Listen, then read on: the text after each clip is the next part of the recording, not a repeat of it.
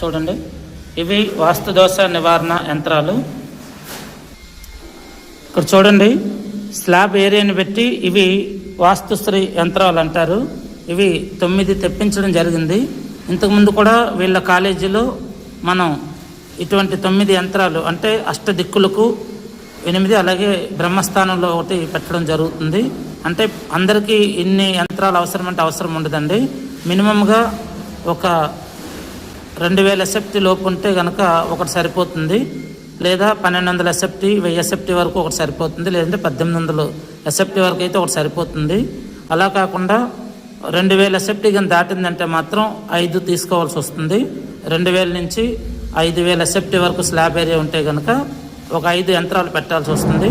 5000 నుంచి 10-15,000 SFT slab area ఉంటే కనుక ఈ విధంగా 9 యంత్రాలు అంటే ఈశాన్యంకి ఒకటి, తూర్పు దిశకు ఒకటి, ఆగ్నేయంలో ఒకటి, అలాగే దక్షిణంలో ఒకటి, అలాగే నైరుతిలో ఒకటి, పడమరలో ఒకటి, వాయువ్యంలో ఒకటి, ఉత్తరంలో ఒకటి, అలాగే మధ్యలో బ్రహ్మస్థానం.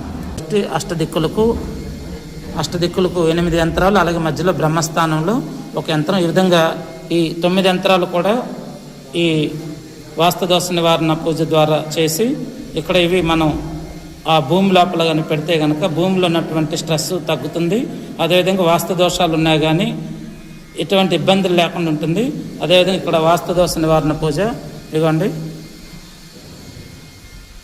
శ్రీ వాస్తు భగవాన్ వాస్తు పురుషుడు ఇక్కడ పూజకు సిద్ధంగా ఉన్నాడు. చూశారు కదా, 8 దిక్కులకు 8 యంత్రాలు పెట్టి మధ్యలో బ్రహ్మస్థానంలో ఒక యంత్రం పెడితే ఇంతకుముందు చేసాము కాబట్టి అది సక్సెస్ఫుల్ అయింది, కాబట్టి అది వాళ్ళకి నమ్మకం ఏర్పడింది. కాబట్టి వాస్తు యంత్రాలతో దోషాలు తొలుగుతాయంటే అది ఒక రకమైనటువంటి విశ్వాసం ఉండాలి భగవంతుడి పైన. ఆ విశ్వాసంతో మనం ముందుకెళ్తే కనుక ఖచ్చితంగా మంచి రిజల్ట్ అనేది వచ్చింది ఇక్కడ, కాబట్టి చెప్తూ ఉన్నాము.